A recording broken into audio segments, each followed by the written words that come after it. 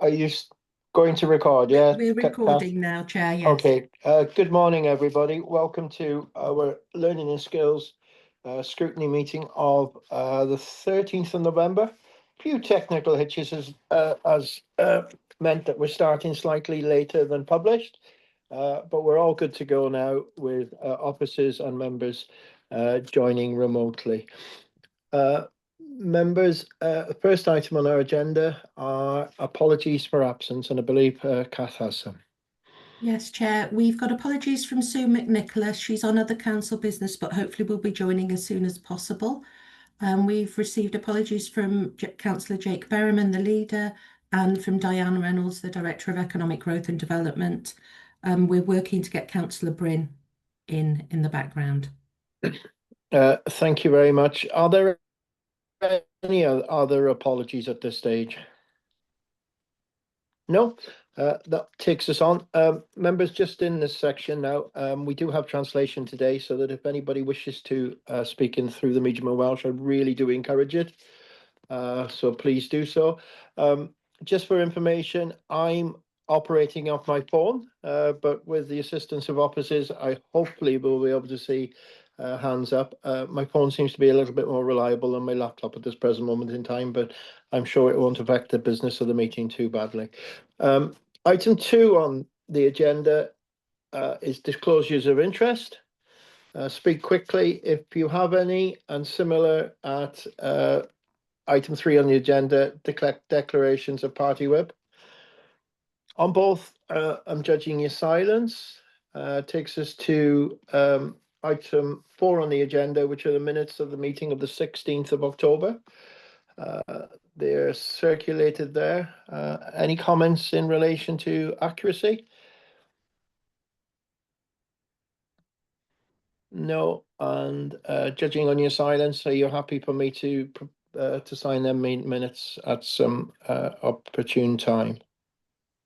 Thank you. That takes us to our first substantive item agenda, 5, attendance and exclusion, 24-25.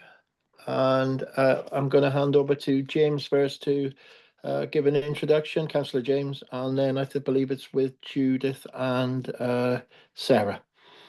Is Councillor James in, yeah? Yes, Chair, I'm here. Thank you, James. If you want to make a comment. Well, clearly very much a technical report in the sense that it's just a snapshot of where we are with school attendance. Just from a sort of policy perspective, clearly whilst things are improving, I'm sure I speak for everybody and say that perhaps our attendance is not as good as we'd like it to be in terms of percentages. I am, from a philosophical as well as practical point of view, very much a person who favours children attending school, and not a fan of education otherwise, or as it used to be known, or now is known as elective home education, but that's a separate issue to this. This is about children who are enrolled at school, the degree to which they are attending, and clearly the higher percentage we can get that to, the better for all involved. It is absolutely essential that we do everything we can to drive that number up. And I should be very interested to hear what other members' views are on this particular issue. So thank you very much for allowing me to introduce it.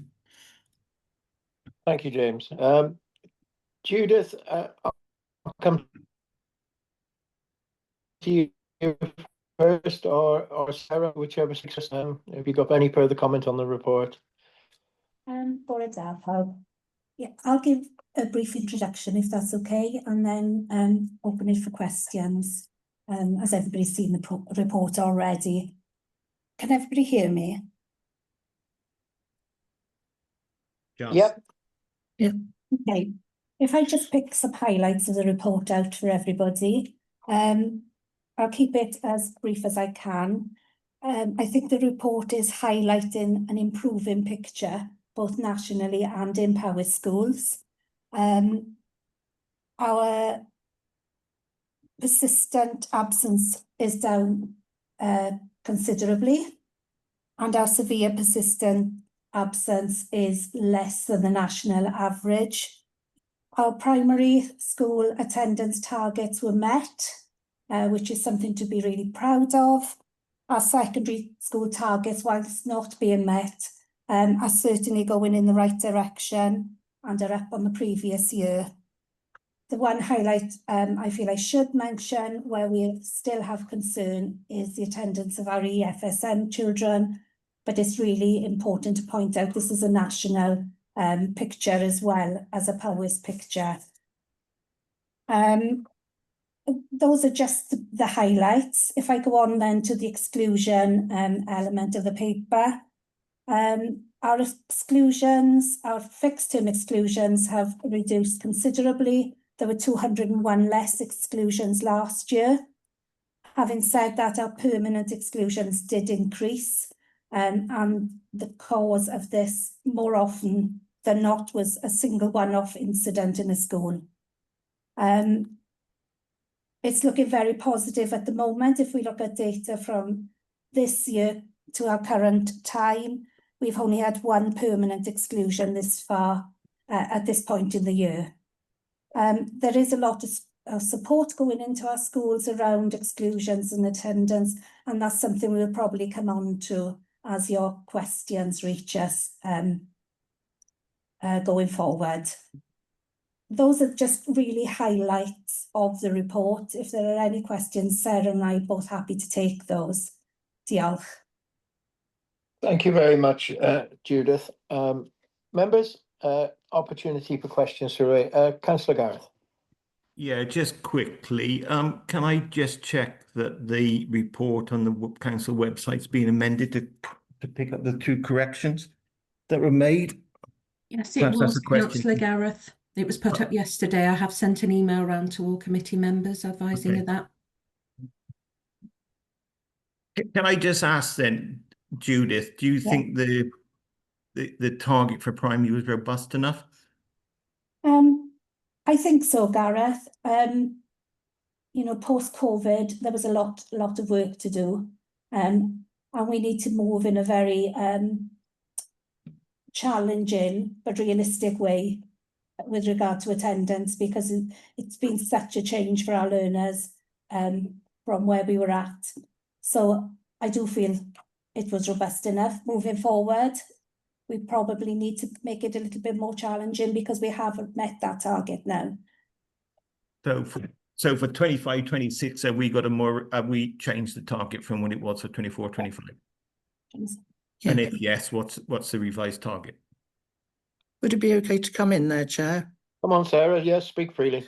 Yeah, so the target for the end of this academic year is 94%, and the target for the end of the following academic year is 95%, which is back to pre-COVID targets. Okay, thank you. And just one final question on attendance. Yeah. You've got a statement there about where we are in October. How does that compare to last October in terms of the targets? And what's the expected drop off between October and the end of the year? If you're happy for me to, yeah. The picture when compared to last year is commensurate. So as it stands, there hasn't been a significant increase, but there's been a large amount of sickness in some of our schools. So as we move through the autumn term, that will even out, and it's anticipated that we'll be in a slightly improved position. Okay, thank you. Okay, thanks, Gareth. We're going to the other Gareth now. Councillor Gareth Howard. Thank you very much. Yes, and thank you for this report. Pleased to see that the figures are going in the right direction. It's a little bit more of a deep dive, if possible, obviously around secondary schools. And are there any trends that are showing in secondary schools? Because if you take them collectively, it can mask problems. I just want to know, is there any issues around there and how we're actually looking at schools, and are there trends, especially around the agriculture community at certain times of years where it may be good now, but actually we do get hit every year, support people in the farming? That'd be a good conversation, Jess, obviously, for people to understand. Also, then I'd like to go on to exclusions and the impact on educational outcomes and how that's affected, and how pupils who are excluded or permanently excluded and how those figures are impacted there. And then individual schools, not expecting the individual schools, but obviously the exam figures that came out, are they reflected the impact in those schools with their outcome because of our GCSE results last year? Are you happy for me to take the first answer there? In terms of secondary attendance, traditionally, and the picture across Wales is that as you move up the year groups, the attendance tends to be slightly lower. So it's higher in year 7 and decreases slightly as you move through year 11. But education welfare officers are working consistently with schools and with individual families to support where that is the case. And we have seen improvement when compared with the previous academic years on the attendance rates for those year groups. So it's an improving picture, but traditionally the attendance does drop off as the learners get a little older. So just with that, do we have certain times of the year where attendance is lower? Because I know, obviously, being farming background, there's certain times of years where lambing and everything else like that does impact because being a rural community. I know it's a bit of one of those questions that nobody wants to ask, but we need to be mindful that obviously we're not a city. People are working on the land and everything else like that here, and it does have impacts. What I would say is, in terms of an impact on attendance, it tends to be, for example, in year 11, when learners take study leave, because that is classed as an absence. So that does have an impact on the figures, but doesn't mean to say they're not doing an authorised activity.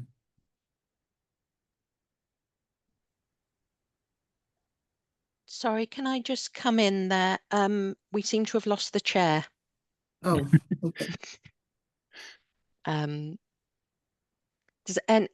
really sorry about this, but I might have to ask the remaining committee members, whilst we haven't got the chair and obviously we haven't got the vice chair on the call, would anybody like to take over the reins, so to speak? Can we? Hiya, Kath. I'm here. I'll stand in if nobody else wants to do it. Is everybody okay with that from the committee? Yep. Oh, he's back with us. Gwynfer's back with us. I'll have you on standby then, Councillor Angela. Sorry, everyone. Okay. We can't hear him. Good to see you, Chair, but we can't see you. You're on mute.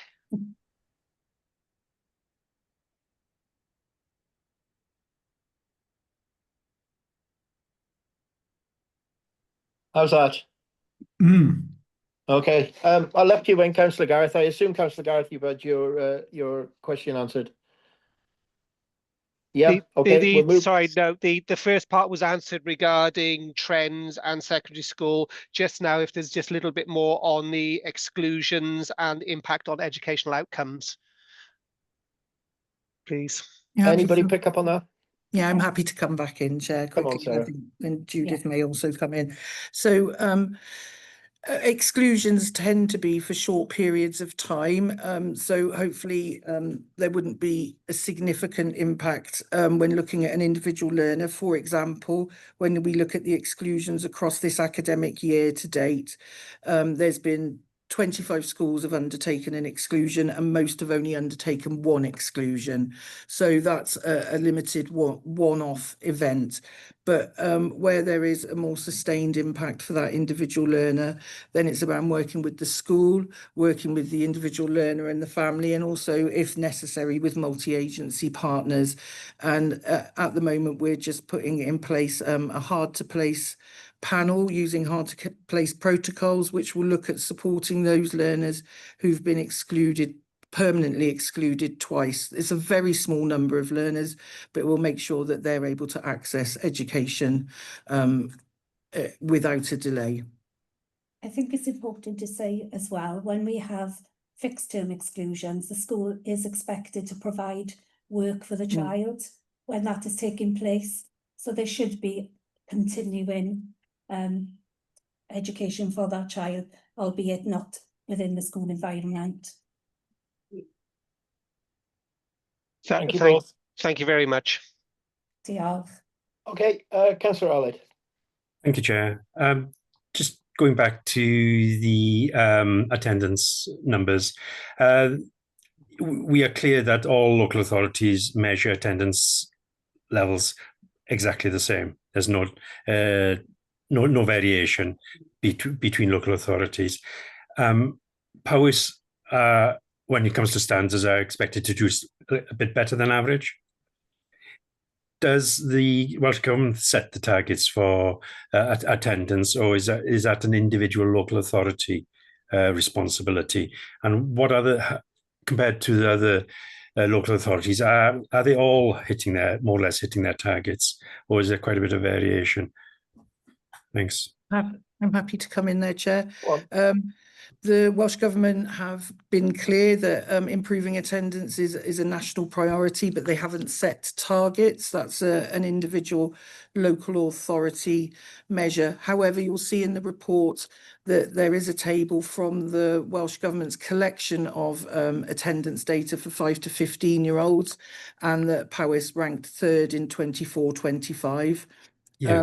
All local authorities, however, will be looking at their attendance for their reception through to year 11 as well, making sure that the attendance for all learners in schools is known, understood, and that support can be put in place, whether it be individual targeted or at a more strategic level. Yeah. Yes. Are you aware of the targets set by other local authorities or not? No, but we have a piece of work coming up that we're going to be undertaking, looking at how other local authorities are approaching their work with attendance, and really taking their best practice and looking if we need to make amendments to the approaches that we have. So that's something that will be undertaken this academic year. So hopefully you report back if there's any thing of significance, which any policy elements you may amend going forward. Hope so. Just quickly on exclusions, it always amazes me how many exclusions there are in September. Yes, it is a traditional picture, and it can be because of the long summer break and then the reintroduction into the structure of the school day. But you know, one of the main issues is persistence. I'm trying to find the word. Oh yeah, persistent disruptive behaviour is one of the main reasons for exclusions. Yeah. And for that to happen within a couple of weeks of start, to build up a picture within a couple of weeks of a new term is slightly surprises me, but. Yeah. I think a lot of children find it really difficult returning to school after a long break, and certainly, as Sarah mentioned, the structure and the expectations on learning within the school environment do impact on them until they get into that routine again and realise what's expected of them. I think that's quite a common picture, Councillor Allard. Not for all Yes, learners, but for certain learners who are struggling. But to exclude them, it's a big step. I understand what you're saying. And do you monitor the different schools, how they apply the policy? Do you see any variation between the schools, or are they fairly consistent? Sorry, go on. Yeah. We do monitor, obviously, and we are working on strategy for inclusion, which is really important and sits hand in hand with attendance and exclusions, obviously, because the more schools are inclusive, the less exclusions we'll have, and the better our attendance will be. It all sort of sits hand in hand. So we're doing a lot of work at the moment around inclusion within our school environments. Would it be okay just to come in off the back of that? And we currently have a working group with head teachers, and we're looking at thresholds for exclusions and agreeing how those can be consistently applied across all our schools. Okay. It would be good to see the outcome of that work again. So thank you, thank you, Sarah. But you've also got to remember the rest of the class as well when there's disruptive behaviours. Thank you. Thanks, Thank you, Alan. Members, I am operating off my phone, so please, if I take you out of order, I do apologise, but I'll make sure everybody gets the opportunity to speak. Margaret.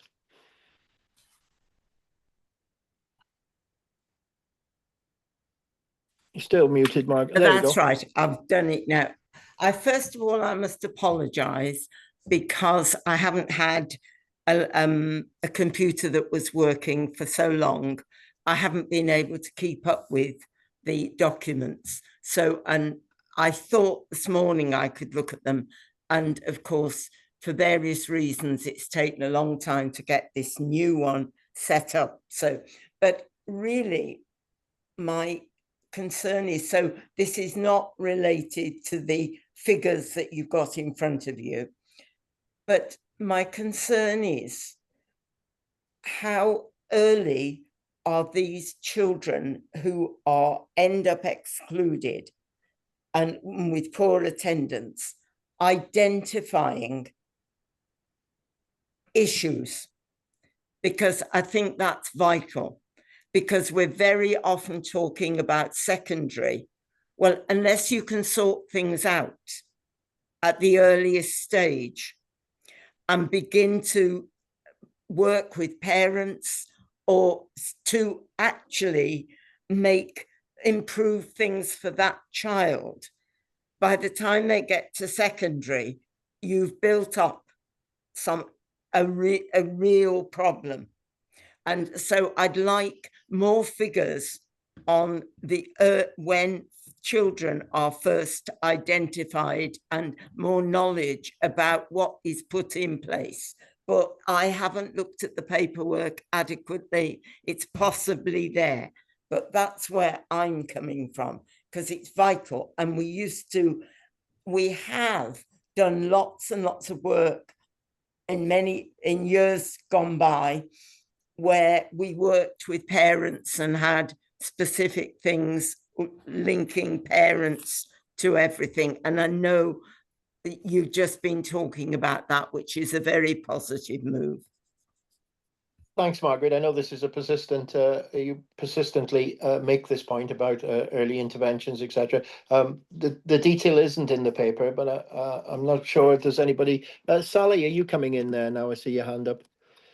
Good morning, everybody. Yes, if I could come in there around curriculum and the importance of having the right courses for our learners to ensure that they feel totally belonging, that sense of belonging that they need in school, to feel well, to feel healthy in school, which is a huge part of curriculum for Wales. A sixth of curriculum now is looking at health and well-being, really focusing on that feeling of belonging. So we can preempt these issues around poor behaviour, problems with exclusions, by ensuring that the right learning is happening in the right courses for our children, to ensure that they feel that they do belong, that they do want to learn, and that they're passionate about being in school. Then we can preempt a lot of this, the problems we're seeing here around behaviour and problems with exclusion. And how do you link parents making with sure that? we get that transition through right from primary to secondary, and that we nip those problems out, as has been mentioned,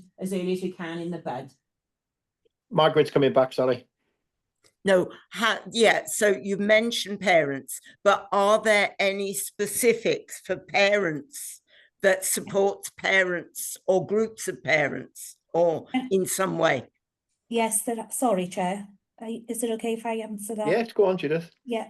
Yes, Margaret, there are parent forums, parent groups. There's a lot of work around community-focused schools, and I can talk about that from experience. So a lot of the work in our schools is around working in a multi-agency way alongside parents. There are groups happening in our schools regularly, parent groups, parenting programmes, Incredible Years programmes. We have a whole host of interventions and support for our parents. If you walk into some of our schools, you will see parents there through the day being supported and helped in numerous ways. And the community-focused element of that is really quite strong in some of our schools.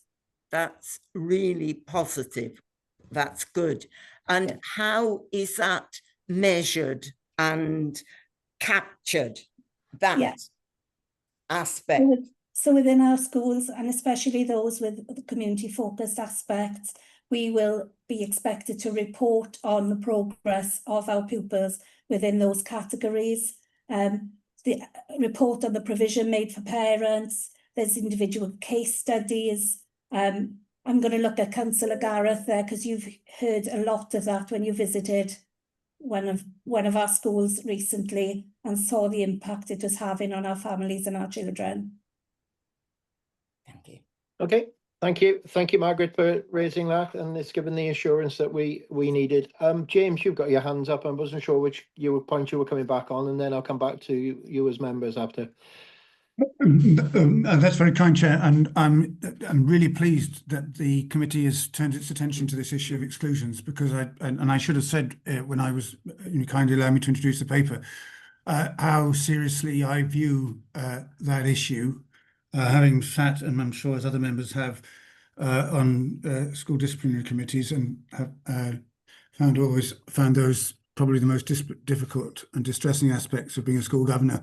The impact of excluding a pupil from school is obviously very, very profound on that individual and on the family around them, and their friends and so on. So it's and the impact that can have on their life chances obviously is very, very significant. So this is a very, very serious issue, and I'm really pleased the committee is turning its attention to it. And I'm pleased with the answers that you're getting from officers as to how we're tackling it.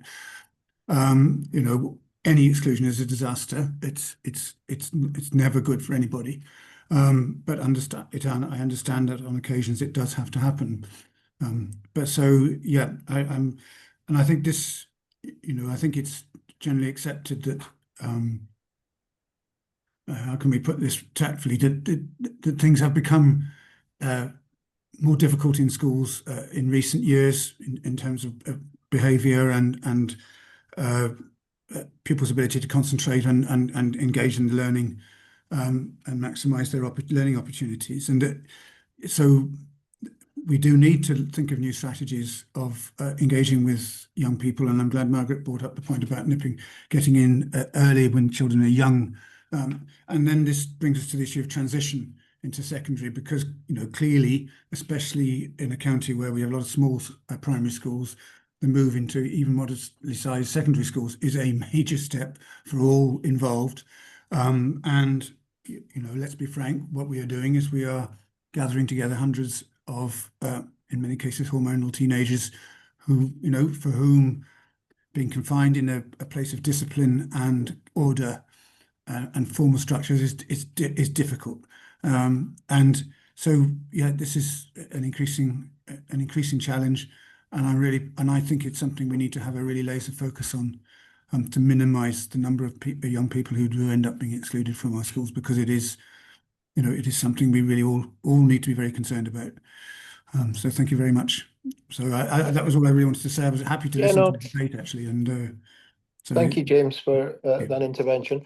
I'm going to come to Angela next, Councillor Angela, and then that's followed by Councillor Clare and then Councillor Gareth. Margaret, you still got your hand up. Oh, sorry. That's all right. Go on, Councillor Angela. Yeah, thank you, Chair. A couple of my points have already been raised there. I'm just looking at the papers on page 19 of the pack. It's the report, page 23, I think. In figure 3, it shows that there are, on a couple of occasions, more reasons for permanent exclusion overturned than there were exclusions. But I'm assuming, would that be because some are from the year previous, so it takes a bit of time to go through the process? I'm happy to come in there. So certainly, Councillor Angela, if a parent chooses to exercise their right to challenge the decision around a permanent exclusion, there are 2 steps that they can take, and that can take you know, a matter of a couple of months if they're going through both. So yes, it does carry on. And for that very reason, when the Welsh Government report on exclusions, they're always a year behind. So this week they published their 23-24 exclusions figures, because it's had that opportunity to settle. Okay, so sticking with exclusions then for a minute, I think somebody said there that most permanent exclusions are due to a one-off incident. But I would imagine that there would have been a build-up to that. I would imagine that the sort of best behaved, most engaged pupil doesn't suddenly go into school and do something dramatic enough to require an exclusion. So I'm interested to know what work is going on before that happens, because prevention has surely always got to be better than cure. And are you confident that the schools have the resources and tools, or that you as a supporting authority have those resources and tools? Because 19 exclusions probably is not many as a percent of our school population, but that's 19 pupils whose lives have been impacted, isn't it? Their school lives, and the others around them, I guess, as well, their classmates and their teachers. Absolutely, and I think there's a few avenues of intervention before we get to that exclusion point, to the point where there can be quite intensive work from with the local authority, with the school, and sometimes actually the decision to issue a permanent exclusion is then not, the head teacher doesn't issue it after the work that's been undertaken, and even around having discussions around the mitigation as to why that learner may have undertaken that course of action on that day. But in addition, and I'm sure Judith can give more detail, is there's behaviour consultations and avenues that schools can liaise with the local authority, get that extra support to make sure that it's in place before an instance such as that leads to a permanent exclusion happens. What I would say is the work goes on daily and all the time, whether it be at an individual learner level, whether it be at a school level, whether it be more strategically, as we mentioned earlier, working with schools around the thresholds for exclusions. Yeah, no, that's fine. And I appreciate through the discussion and the reports, you're talking about a lot of work is done. But my question is, are you confident that you've got enough resource? And are you comfortable with 19 exclusions? No. I think we can never be comfortable with any exclusions, but they are something that sometimes are necessary. What we want for all our learners is for them to be in school, for them to be learning, and for them to be happy. That is what we want for every single one of our learners. So are we comfortable? Probably not, absolutely, because we want all our children in school learning. But there is a bigger picture to this, because the lives of some of these children are not as they should be, and that impacts hugely on how they act in school, how they can perform in school, and whether they're in a place to learn. And so we do a huge amount of work behind the scenes with those children. There's a whole school approach to mental health and well-being, which is throughout us in every school in Powys. We have lots of social and emotional support packages that schools use. We have, as Sarah mentioned, behaviour consultations. We work closely with the staff from the PRU who've got that expertise. There's counselling services available to our children. So I can go on and on about what's available. Unfortunately, with all those things put in place, that sometimes is not enough for our learners, because there is a holistic picture behind those learners, and we need to work closely, and we do work closely with children's services, with CAL and DVS services, with a whole host of multi-agencies to make things better for these learners. Okay. Am I all right to continue, Chair? Yeah, go on, Angela. Yeah. So based on that, that's good to hear. How do we know, are we performing well enough? Do we benchmark against other authorities? Are we doing all these things? How do we know we're doing good enough? Yes, I'm happy to come in there, Councillor Angela. And I was having a look at the 23-24 data that was published by the Welsh Government this week. And we were one of 7 local authorities out of the 22 that had a decrease in exclusions when compared with the previous year. Okay. So that data is fresh out, and it's pleasing to see that Powys is actually in the 7 local authorities that is decreasing its exclusions. Okay, yeah, thank you for that. Chair, I've got some questions about attendance, but I know others have got their hands up as well. Angela, I'm going to hold you there. Dr. Richard's got his hand up, so I think he's been coming in to help us with some of the questions there's been, and then I'll come back to you, Angela. Thank you. Yeah, thank you, Chair. Yeah, I was going to come in, if that's all right, just so that I know officers have responded, but with some observations. first of all, just to point out, the picture is improving, but as with our improving picture at Powys, it's very early days in this improvement journey. I just want to make the point that, in this paper, what we have is lists of the individual strategies that we're doing to tackle attendance and exclusion. But what we also know is that it's about quality teaching and learning, engaging lessons that motivate learners so they want to come to school, they enjoy being in school, and crucially, they've got those pathways through school so they can see their futures in front of them with broad and balanced curriculums. So that work is taking place, but it's not explicit in the points made in the paper. I think Councillor Aled, if I could just return to Councillor Aled's point, I think the question around those September spikes is a really very interesting one. And why do we see spikes after those long periods where children haven't been in school? It's likely we will see one in January. And I think, Chair, to suggest, I think there's something really interesting that needs to be explored in this space. Councillor Aled's observation and officer's response has made me think, what actually does support look like over the summer break and the Christmas break for those most vulnerable learners so they don't come back into school in September and January dysregulated, needing that really difficult period of readjustment to the boundaries of school life. It's not for me to suggest recommendations, but that would really add value to the work that we're doing. And then I suppose linked to that, I think there's a challenge for me to bring to the service around, if we know that the pattern is this increased spike, what does that more intensive intervention and support to schools look like in those first weeks of new terms? So I think Councillor Aled's question has generated some interesting areas of our practice that we need to focus on to further drive these, drive exclusions down, which of course is a good thing. And if I could just make an observation about attendance as well. Again, 2.6, it lists what we're doing to improve attendance.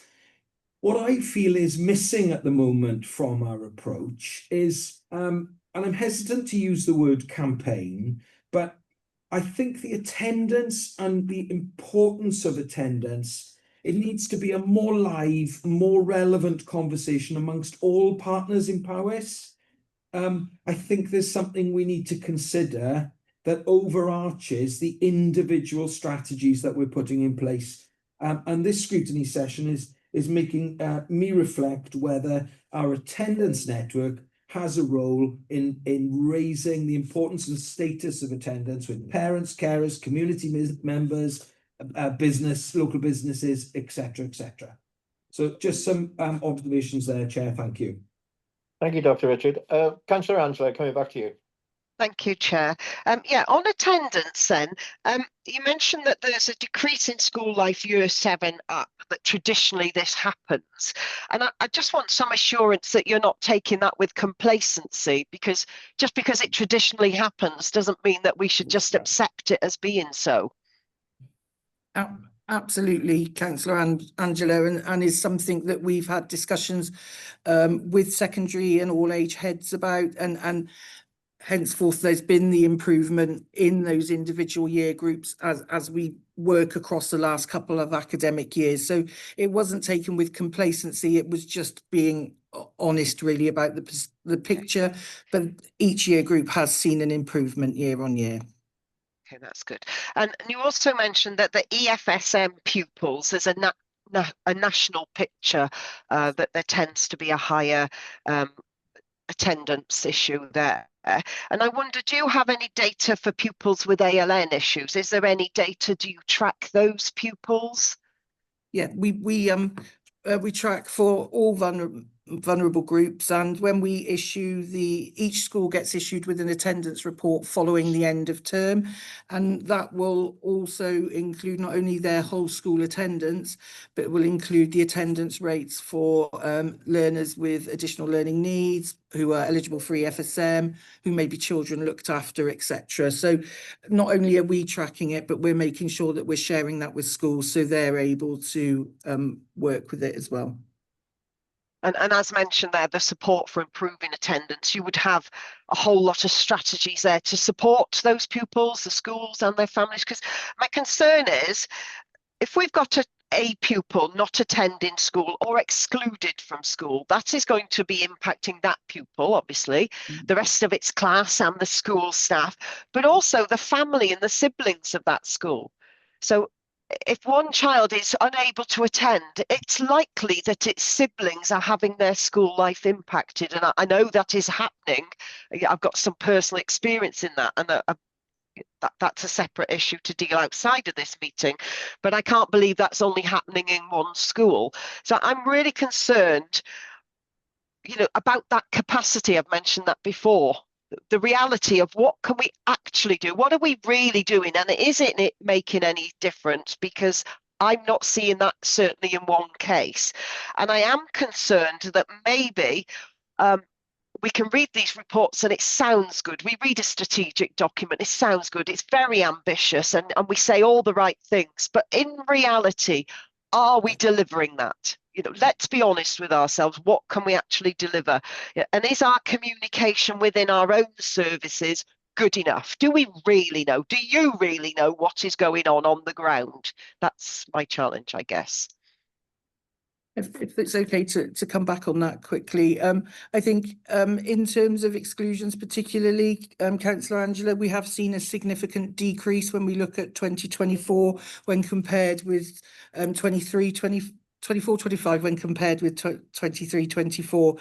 And actually, as we're looking at the first couple of months of this year, that decrease is continuing. So I would say that the efforts that are being made by the schools and the local authority working together is having a positive impact, because it's not small numbers. We're seeing a significant decrease in the number of exclusions. And as I said, we are one of 7 local authorities that were able to decrease their exclusions in the most recently published data. So absolutely, I think the work is going in the right direction and having the positive impact for learners. But in the attendance level, though? And equally in the attendance, sorry, Judith. No, carry on. Attendance has been improving as well. We hit our attendance target for primary. We weren't quite there for secondary, but it's moving in the right direction. And the attendance network that Richard just referenced is very well attended by head teachers and attendance leads. So we're working together, identifying those areas to work on collectively and what schools actually want in terms of support for attendance. Good. I'm going to move on to Councillor Clare now, please. Thank you, Chair. Yeah, I've got 2 questions, actually. It follows on quite neatly from some of the other members have raised. So my first question is to do with resources, and specifically how many education welfare officers and attendance support officers the County Council has, and do we think that that's enough to be able to increase those figures to where we want them to be? That's my first question. And my second question is regards to the data on exclusions. It's very good to see that Powys is generally, heading in the right direction, is consistent with a national trend, 3rd in the table for attendance, but I've not seen a comparable for exclusions. Is there such a comparison that we need to see so we can see where we are in regards to that? And going back to my first question, are there sufficient resources for us to be able to proactively and positively intervene to prevent those exclusions coming further down the line? Because it seems to me if we're not resourcing the attendance support and education welfare properly, ultimately that might increase with exclusions later. One of the criticisms I often get as a secondary school governor is that a lot of our teaching and support staff end up taking on welfare responsibilities and welfare checks, which is taking them out of the teaching environment because they're not getting that support centrally. So those are my questions. Thank you. Thanks, Okay. Claire. If you're happy for me to come back in, Yeah, Chair. go on. In terms of the I'll pick up the middle question if that's okay first. In terms of the exclusions, as mentioned, the national data has been published this week and does for 23-24 and does show Powys in that picture with a decrease, being one of the 7 local authorities that has. I'm happy to go away and let you know exactly where in the list Powys sits. In terms of the education welfare officers, there are 5 and a senior education welfare officer, but they very much work in partnership with schools. You know, belonging, engaging, participating, which is the Welsh Government guidance on improving attendance, really explains that attendance has to be supported at all levels across the school and then in partnership with the local authority. And I think it notes that Estin's thematic review actually notes that those schools that improve attendance the most are those that are actively looking at the data actually on a daily basis, looking at where those learners are. Can we find out why they're not in school? So I think we're making sure that we're following that national guidance, really supporting schools where they need it, but also the work needs to be undertaken at that earliest stage in the school, by the school themselves, with our support where needed. Sorry. I think Sally could give an example of where an approach to attendance has had a big impact on the school.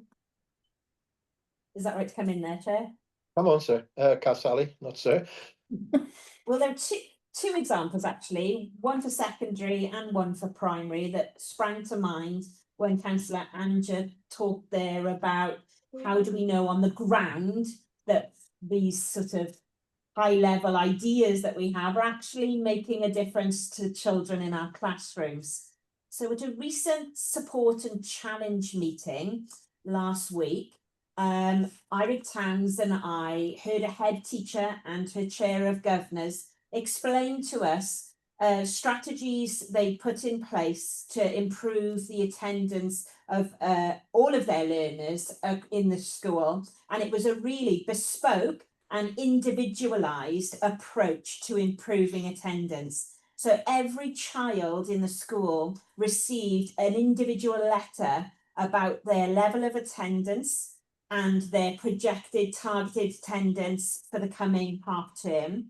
There were certificates that the children could earn if they met their targets, and it had had such a positive impact on the attendance of those pupils that a parent had complained to the head teacher that their child didn't want to be taken out of school to go on holiday because they would miss their autumn certificate, which had a leaf design on it, because they were trying to collect a full set of seasonal certificates, one for each of the terms, to make sure that they had reached all their targets and achieved those certificates. So that leaks into the secondary example I wanted to give, which is we've got 4 secondary schools at the moment taking a pilot approach to tracking attendance at a really granular and individual student level. Because we would never say academically, every child has to get a B grade. And yet we say for attendance, every child has to get 92% attendance. Well, if you're a child on 10% attendance, that is such an unrealistic target to be set, that the real traction comes when we look at that at an individual level and we celebrate success and improvement in an individual way. So there was just 2 examples that jumped into my head when we were talking there about a granular, on the ground evidence of these things making a difference. Thank you very much, Sally. That's very interesting. Thank you, Chair. Can I just come back quickly on one point? Go on, Claire. Yeah, so again, it comes back to my question on resources, really. I mean, 5 education welfare officers for the entire county doesn't seem like a lot to me. And I'm just wondering if that means that, you know, that some schools that maybe are just about hovering just below the threshold and don't need much to push them over and maybe missing out on support because resources are limited. So you may be concentrating on schools with much worse positions. The reason I ask that just generally is because public sort of sector generally, you know, it becomes more reactive then, and there's not enough you know, sort of capacity in the system to do that proactive monitoring early on. And I'm just wondering if that's something that has come up before in terms of resourcing. In terms of how the education welfare officers support schools, we've amended the model of support this year. So previously they'd all received the same level of support. But what we've actually done is introduced a base level of support and then targeted based on the school's needs. However, we are also at the same time working with individual learners who may have more complex attendance needs. So you may have a school that overall their attendance rate is good, but there may be one or two learners that need that additional targeted support. Working with community focused schools team, we also work with the youth team and other partners. So I think it's not a huge team, but the team are using their resources effectively to work with the schools and with the individual learners and families, and making sure we're wrapping around that support with other colleagues who can bring in other additional support, not just what some parents can see a little bit more formal. So if we're bringing in the family liaison officer, they can be working, also supporting a family to access other services, even if it be a food bank or whatever it may be. So really trying to enhance that support and make it bespoke for the families, but whilst also making sure that schools are receiving the level of support they need. And if a school feels that they need a bit more, you know, they just reach out and we increase that immediately. Yeah, I think the main point here is, even though the EWO team isn't huge, we have a whole team that sits around them as well. So members of Sally's team are involved in attendance in the schools on the ground, looking at families and children. There's a whole service approach to this attendance agenda. So the capacity is not only within the EWO team, it's across the board. Okay, thank you. Thank you. Good. Sally, I'm going to bring you in then, and then I'm going to go to Councillor Gareth and then Councillor Allard. Great, I just could add some specifics to that. Attendance is everybody's business. Yeah. Learning happens when attendance is good. We're all interested in the business of learning. There are two officers in my team in particular who are driving improvements in attendance, one for primary, one for secondary. And the examples I gave are linked to the work of those officers.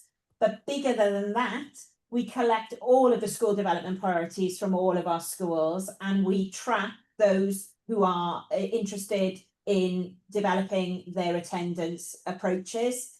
And we join schools together for school-to-school collaboration to identify effective practice in schools around attendance, and to use that to model that behaviour to schools who have a priority around attendance. So there's a huge amount of capacity within the system if we mobilise our schools to provide that collaborative support to each other. Thank you, Sally. Thanks for that detail. Councillor Gareth. Yeah, thank you, Chair. Two quick points, one on attendance, one on exclusions. The first two bullet points in 2.3 for primary gives us the percentage of our schools that are achieving above the attendance target for both the council and Welsh Government, but that's not given in secondary. I think we need to have that data. We need to have consistency of data that we're provided with. I find that information, you know, important and very useful to understand how many schools. And my immediate perception was, if we haven't got that data for secondary, that means none of them are achieving the target. So, which I know isn't right. Can I then go on to exclusions and section 3.1 of the report? I'm confused by what Sarah's just said, that our exclusions for 2023-24, we were one of 7 authorities showed a reduction, but on table in 3.1 between 22 and 23 and 23-24, it actually shows an increase. So are we talking about total exclusion or just permanent exclusions? And the other point on that, the narrative below the table says that June was the only month where the number of exclusions in 24-25 was above one of the previous 2 years. But July is equal and it doesn't come out within the report. So I think either the narrative or the table needs to be changed slightly. Yeah, if I come in on that very last point first, Gareth, apologies. I updated the figure when I resubmitted the report because I knew that a further exclusion had gone through. So I should have just changed a word in the narrative to indicate that one was equal to. In terms of the data that has come out from Welsh Government, as with attendance, it can be collected differently. So because it only came out this week, I need to sit down and have a look at exactly how they're collating that. And I'm happy to give a further update about what that looks like. But that's based on total exclusions and not just permanent. It's based on a whole range. They break it down a little differently. So they look at those under 5 days, over 5 days. So it needs a little bit more interrogation, but that wasn't out before the paper was submitted. Yeah. Apologies. Actually, that just reminds me of a really good point you've just made there, Sarah. I think this is just raw number of exclusions. I think it would be good to know the number of pupil days that pupils have not been in school because of exclusions. Yeah. Especially, And I've got especially around the permanent exclusions. You know, I supported a family in my area whose child was excluded and he was out of school for a very long time. In terms of 24-25, I can certainly give you that data now for exclusions as a whole. So against the exclusions that are in the table, that equated to 1,610.5 days excluded in total for 331 learners. So that's about 2.2 days an exclusion. Yeah, although they do vary, but yes. Yeah, I know, but yeah. I noted a lot of heads nodding, Gareth, when you made that comment then. So yeah, that may be something we need to consider when we come to recommendations. Councillor Aled, Councillor Angela, and I've got a couple of points I'd like to make myself, but I'm looking to conclude this item at 11:15. Just a really quick point, Chair, and Sally has already sort of touched on it really when she talked about bespoke. This is a high-level report. We can't see the detail within this. You suspect that a small number of pupils contribute a large proportion of the non-attendance to some degree. As personally, I'm not concerned about one day a term or something. I know you don't want to see it, but it's those that are persistently absent. So, but if there's maybe somebody's got medical issues, and the school is not the right place for them. Neurodiverse issues, that could be so many different issues. Are those picked up in these figures, or are those outside these figures? And it's so important to track those individual children as well. And when you talk about that bespoke system, that's so crucial, probably, in tracking those individuals, because they can be individual circumstances can be lost in averages, can't they? And these figures can become meaningless for some in some situations. Diolch, Cadeirydd. But it's mainly about those medical issues and those challenges that some pupils face within the school environment. Diolch yn fawr. Absolutely, and the figures, you're right, Councillor Aled, the figures cover all children, but underneath that, on a day-to-day basis, schools and the local authority are working with multi-agency partners to support learners that, for example, may have a medical issue and may be off due to illness. I'm meeting with CAMS next week to discuss around some learners that have some more difficult and complex attendance needs. So it's never going to come through in a statistical paper, but the work is absolutely going on the ground to support those individual learners. And our schools would monitor those learners closely through their attendance procedures as well. Okay, yeah, no, because you do wonder, and you hope it doesn't happen, that school will be almost forcing a child to come into school to maintain their attendance figures. You know, it's got to be an appropriate level of pressure within the system, and you know, and each child is so different. Absolutely. Good. Councillor Angela.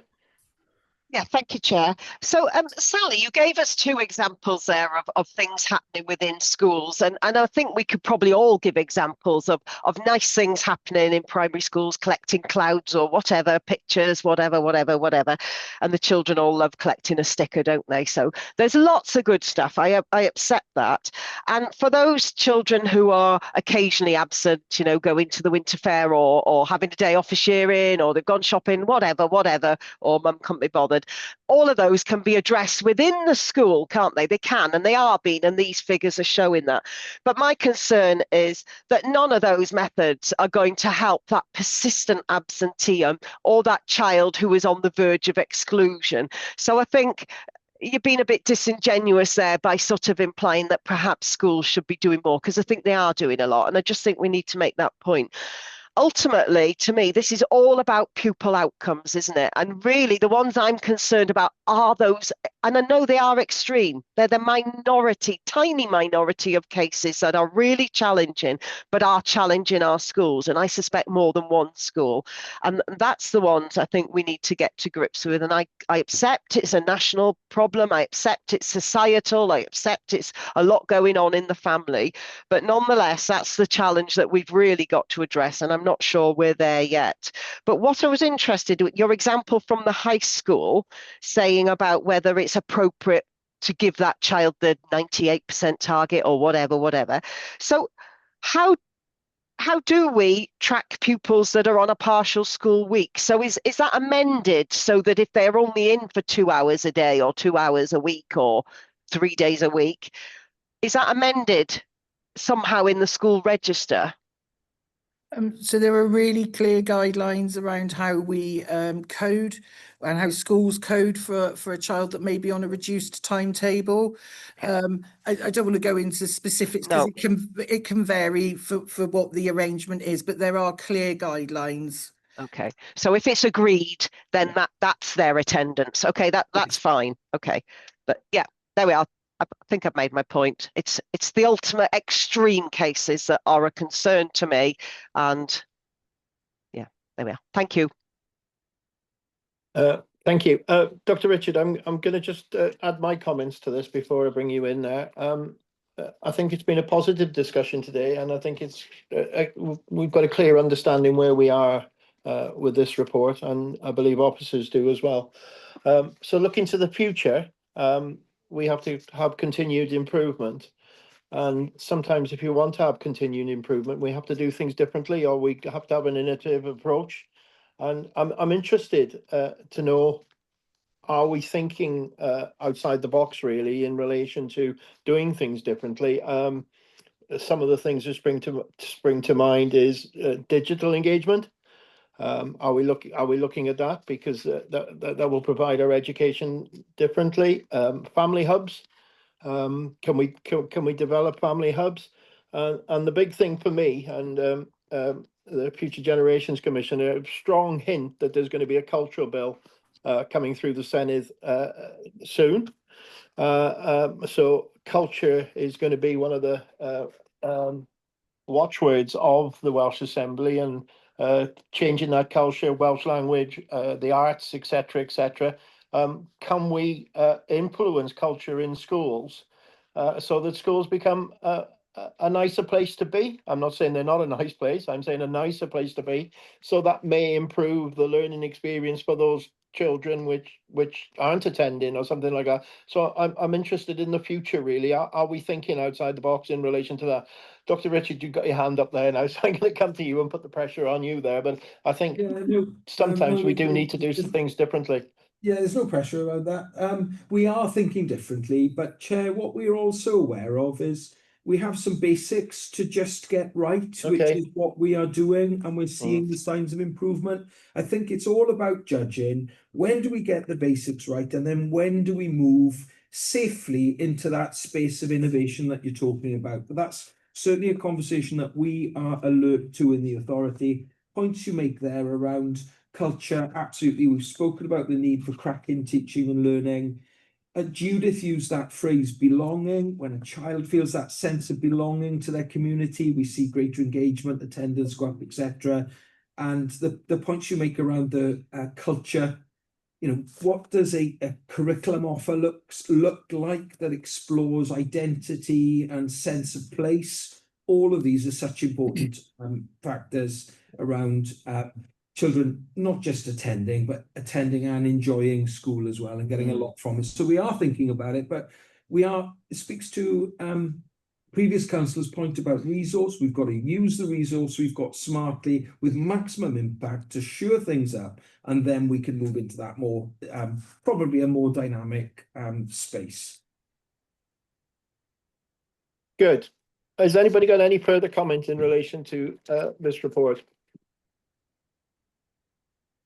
If not, I'm going to take you to item 6 on your agenda, our recommendations to Cabinet in relation to this report. So I'll open up the floor there. I've made some notes as we go along. So anybody got any suggestions?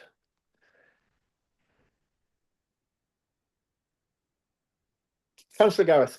Yeah, just the one I made at the end, Chair. I think there needs to be consistency reporting across the two sectors. So if we're looking at the Powys average in terms of the number of schools achieving that, or the Welsh average, it needs to be across both sectors, primary and secondary. And also, I think we need the number of days of exclusions provided along in, as well as the number of exclusions. And that would be good if we could have that backdated for the last 4 years. Yep. For me, Chair, I would like us to sort of make some comment on the hard to reach children, that we look at everything we're doing for those hard to reach children, and that we look outside of Powys to see if there are other things that could be done. Okay. Support during the summer term. Councillor Allard raised the issue in relation to exclusions in September. Lara's got an hand up, Chair. Yeah, Sarah. Thanks, Chair. I just wanted to clarify something that Angela mentioned. And with those persistent absentee, or the children that are off for a long period of time, am I correct in thinking the school still has a duty of care to maintain eyes on that child? I was told that for some, it's every 10 days. So it's not a case of they're out and they're forgotten. We still have a duty of care as the school, which obviously brings additional workload for staff to maintain eyes on those child regularly, or on those children. Yeah, Sarah. Yeah, absolutely. There is a requirement from the Welsh Government to have eyes on children when they're absent from school. Yep. Okay. That leads me into another recommendation in relation to resource. So we need to assess whether schools and the local authority have sufficient resource. Can we word a recommendation in relation to that? Yeah. We spoke about standardization. Councillor Allard. We haven't spoken a lot about the EFSM numbers, not hitting the target.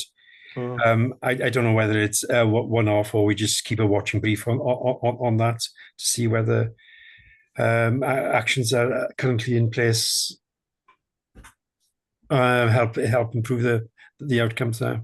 I'm not sure. Yeah, we can mention that. Something Margaret spoke about was early intervention and transition support. Could we make a recommendation that we'd like to see that enhanced? Do we also need information about what percentage of the lack of attendance is caused by those with persistent absence?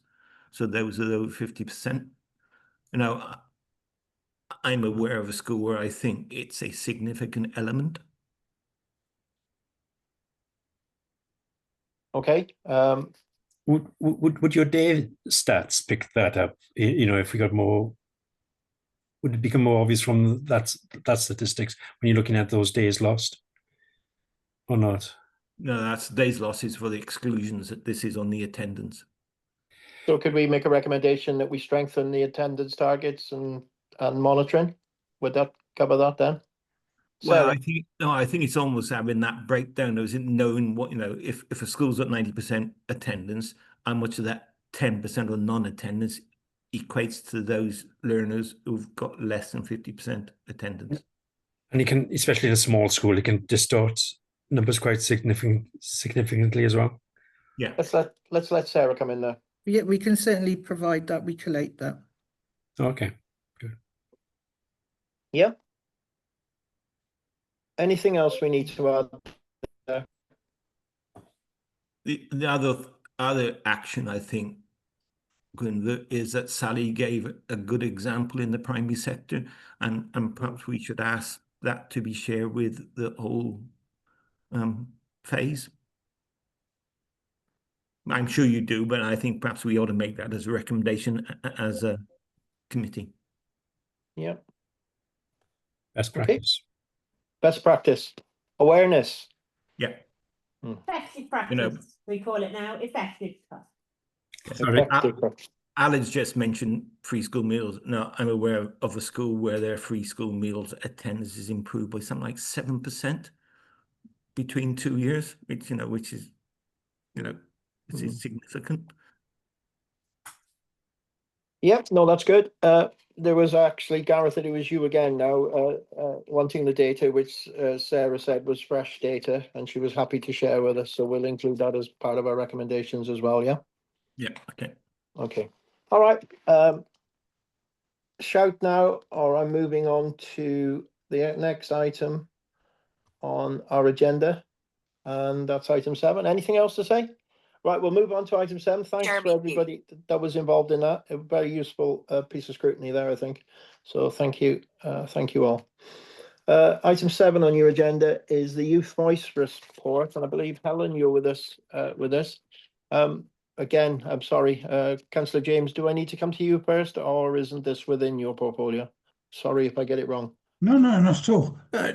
Strictly speaking, not, I suppose. But although clearly has there's a huge interaction between the education system and the youth service system.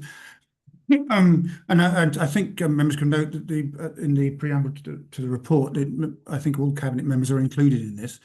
Incidentally, there's a correction needed there. It's got me still as leader, which I'm not. So just for accuracy, for the record, and this needs changing. No, I'll leave Helen to explain the system, if you like, but it clearly, again, a very welcome focus on young people from a policy perspective, and what the report explains is the structures, if you like, that are in place, but of course that's just the start of it, isn't it? It's how you make the structures work and whether they're effective in enabling that youth voice to come through and have an influence on what we as members then decide to do, and the officers decide to do. So I look forward to the discussion, but perhaps I'll pass over to Helen just to explain what it's all about. Thank you. Welcome, Helen. Good morning, everybody. I'm going to pass back to Judith. I think Judith's going to introduce, and then I'm going to answer any questions, if that's there all we right go, with you, Chair. Yeah. I'm just going to keep this really brief because you've all had the report and have read it, I'm sure. Just want to pick out important points about the report. It is a commitment to ensuring that the young people's voices are heard and that they can shape the future. It's directed at all young people under 25 and anybody who supports them. So young people who live, work and study in Powys. As Councillor James has said, it looks at the ways that we engage with young people now and the structures in place. It gives them direction on who they can speak to, where their point of contacts are, which is really important. It also outlines how this strategy fits in with national policy, and it gives them assurance that there will be a way forward so that their voices are heard really clearly and that they can have an impact on future decisions. So really welcome paper from Helen's team, which was put together with, I should say, a team from Children's Services, and involved along the way young people, and Helen can explain how the young people were involved in this process and coming up with this paper. Diolch, Helen. Thank you, Judith. Yes, good morning all. Yes, we're in the draft stage of this document, and we've had groups of young people actually looking at this document and scrutinising the document and actually giving us suggestions for the document. We've made changes to make it easier to read. We've made it more colourful. We've had quotes from young people to make it more genuine. You know, so the young people have even had decision on and voted on the title of the document.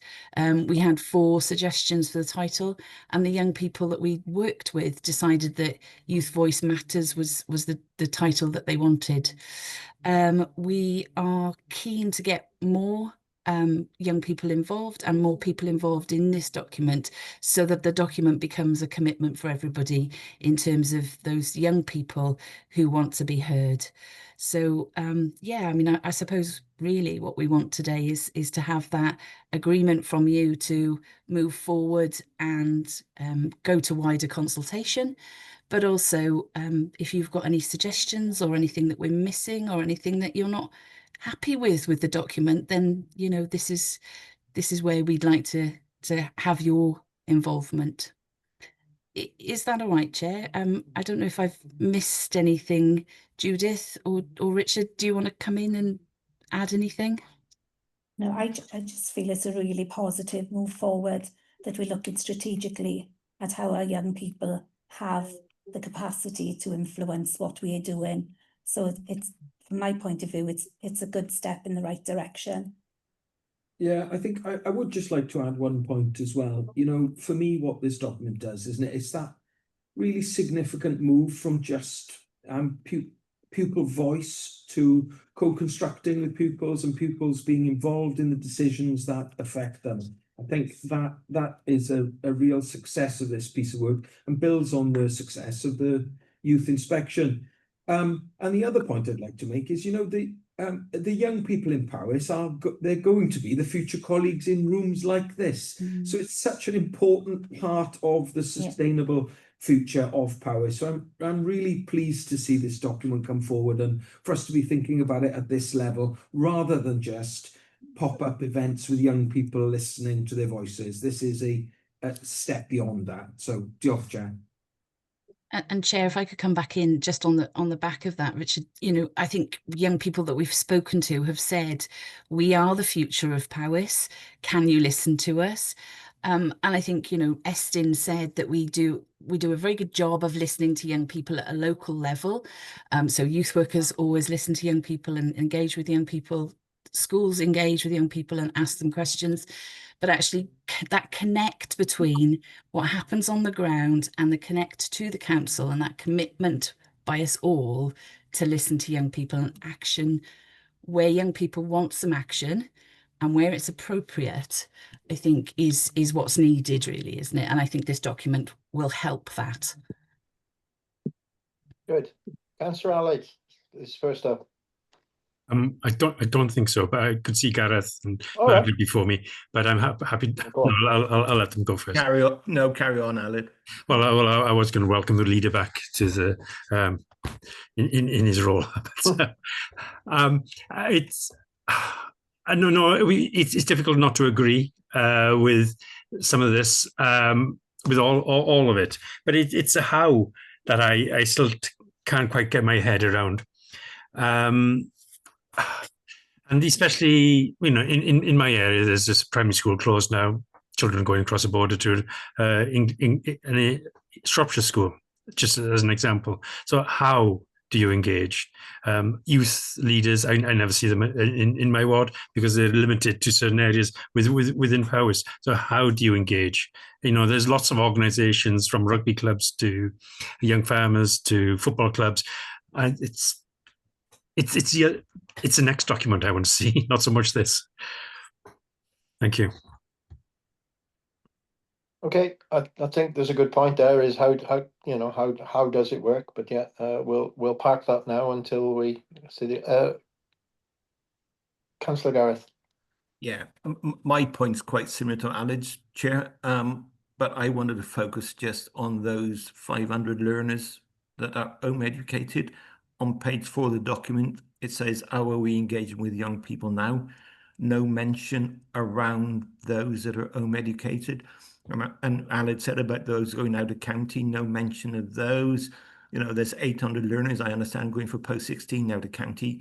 And if you take home education, those 800, that's 1,200 pupils, that's 10, most likely 15% of our young people population that we're not communicating with through that unless we're doing it through clubs. The other point that I wanted to make is, I read through this last night. My initial thought was, yeah, those that are keen and interested will read this document. But those who are a little bit disaffected, I think they will focus on, and I really welcome the last 2 pages you've got, where you've got the short, sharp issues on there. But I would suggest, Helen, you need to put some contact details within those. Instead of being 2 pages, perhaps it's 2 pages in English, 2 pages in Welsh. The first bit as you got it, and then put some key contact places where learners and young people can actually contact the council. Yeah, I welcome that, Gareth. Yeah, thank you. Judith has got a hand up. Yeah, I just wanted to point out, I think there is sort of an online option for learners, so those who are not within the education buildings or youth buildings. I think that there is a link there, or that you've outlined, Helen, a way for them to contact and make suggestions online. Am I right about that? Absolutely, Judith. Yeah, and in terms of post-16, we've got the detached youth work team who track those young people when they leave school. So they will have those contact details, so we can ensure that those young people with EHE, we can also do the same thing. We can make sure that their voice is heard. It is about encouraging young people. And as you say, Councillor Gareth, if those young people don't want to engage, how do we encourage them, and how do we make that you know, an avenue and a platform for them to engage? We need to adapt that, don't we? Let's be honest, it's not the young people who's making the decision that they're going to be home educated. That's mum and dad or the carers in a lot of cases make that decision. Perhaps they're not even actually engaging their own children around that decision. I know it's a social impact, the social loss of that communication that those children are having that worries me. Good. Margaret. Yeah, I may not be relevant, but I am, because I haven't seen anything because of not having a computer, etc. But my concern is for children or young adults who have got very specific special needs. I don't know, is it communicating with them? I only say I have taken one 18-year-old to wheelchair basketball in Newtown that's put on, and it's a charitable thing. Now, who's engaging with those youngsters? A boy with Down syndrome. Are you getting his views to see what's appropriate when we're talking about the right talking to young people?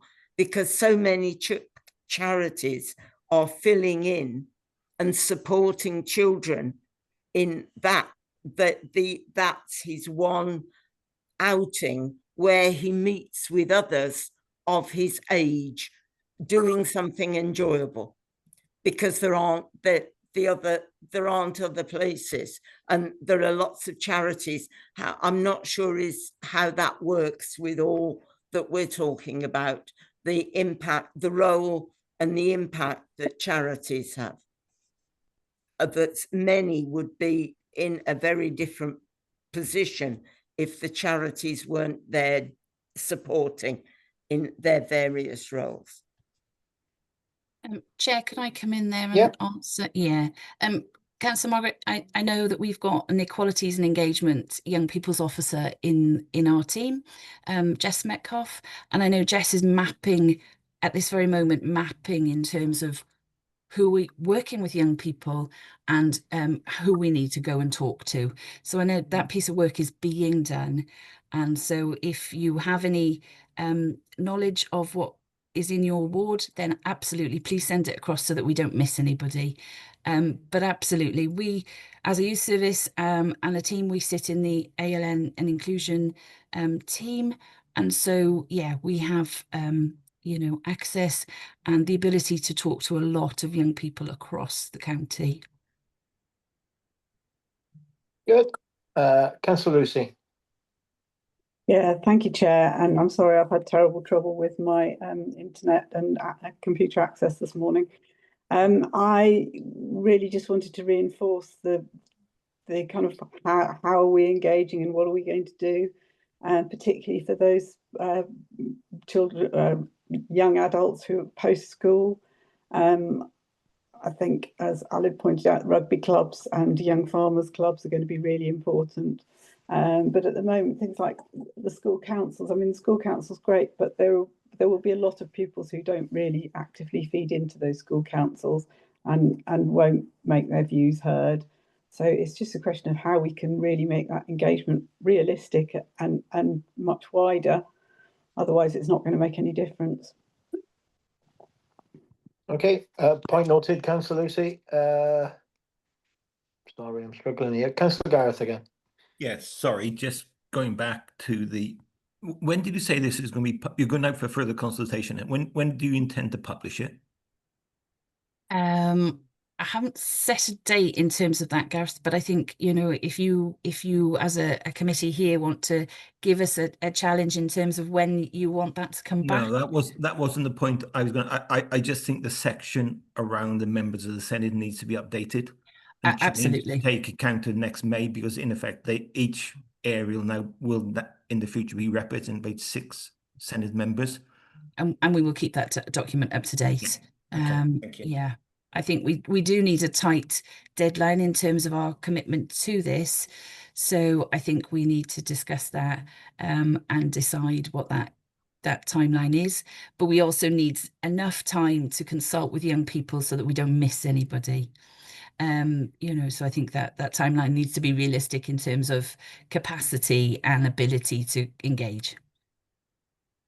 Have I answered that question? I can see your faces. No, I'm just thinking whether I should propose just straight after the end of the pre-election period leading up to the Senate elections. Okay. If you're straight after the Senate, you could actually the Senate election. Okay, yes. Thank you for that observation, and we will discuss that and decide which is best. Thank you very much, Councillor Ansler. Yeah, thank you, Chair. So, yeah, I mean, it's a strategic document, isn't it? It's ambitious and aspirational. We want every young person in Powys to know that what they think matters. That's great. But how do you deliver that? So I'm sort of interested in, like, what are you expecting them to say? And I know it's not a consultation as such, but the issue I have with consultations is that not everybody gets their way, clearly.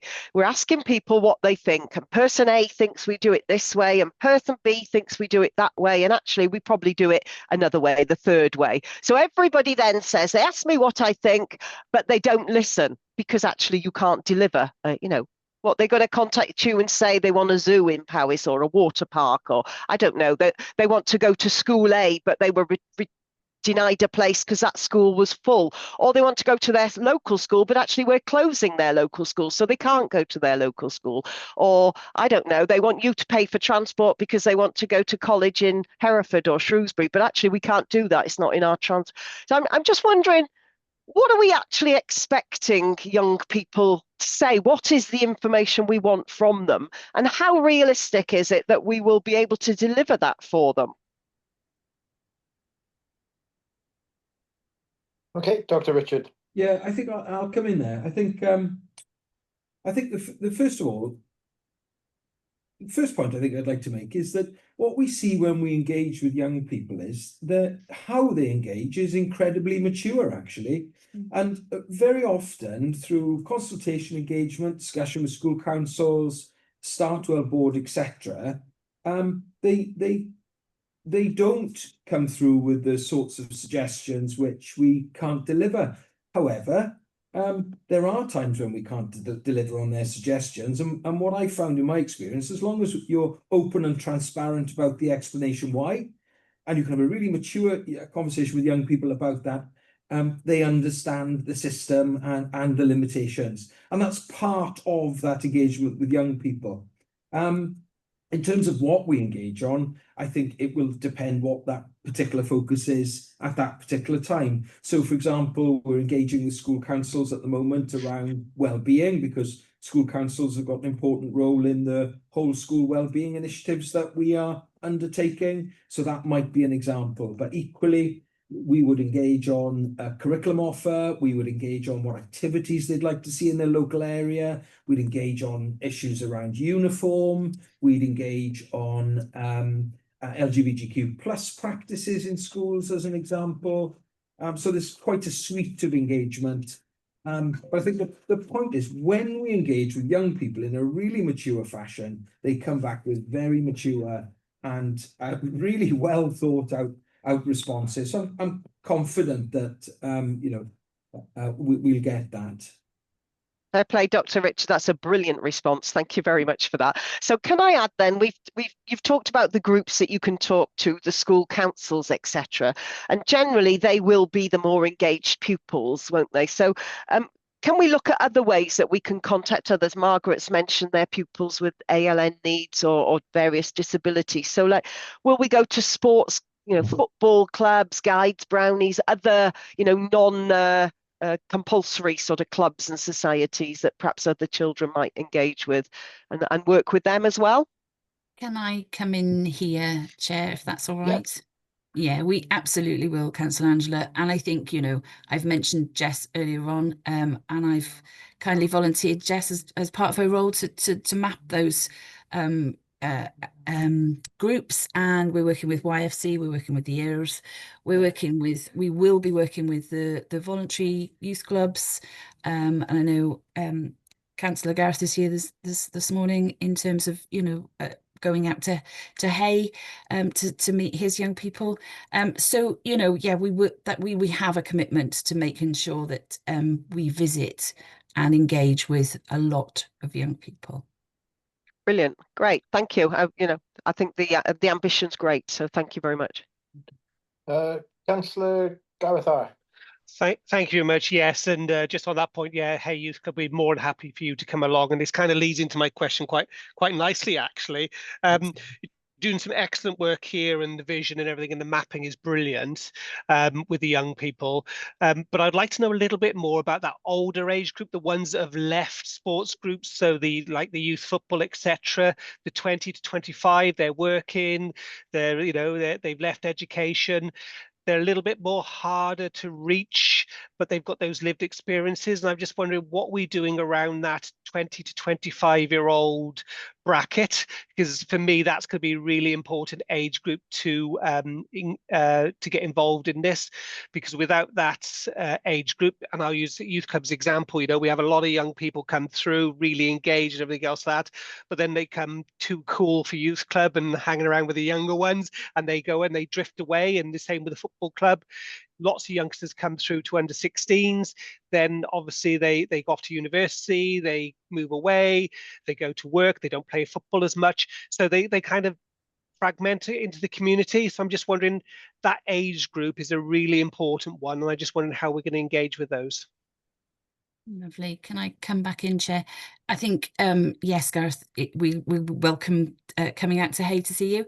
But I think the post 16, post 18, we've got, as I said earlier, we've got the detached youth work team who work very closely with young people in that age bracket, but also we'll be putting on some community events which will enable us to engage older young people in their communities. So I think, you know, and again, the mapping exercise will be really key to this. And yes, Councillor Angela will come out to Raider as well. But I think, yeah, I think absolutely the mapping will enable us to identify those young people. And actually, we've got very close links with communities, and you know, we do know where some of those young people are, and those young people we don't know. The youth workers in those communities are very good at finding out, because they're in the heart of that community, and will ask those questions and find out where those young people are. So our ambition is high to engage with, you know, all those young people in all of those age brackets. But I think with everybody's help, we can do that. Thank you. Can I just come Yes, back come on, in on Gareth. one very quick thing, saying thank you very much for that, Helen. Yeah, and the can I just put credit to the youth detached work? I know what work they do out in the community with my day job and the work they do there, and I think it's something that goes under the radar that the council deliver, that post 16 and supporting people who have left education up to the age of 25.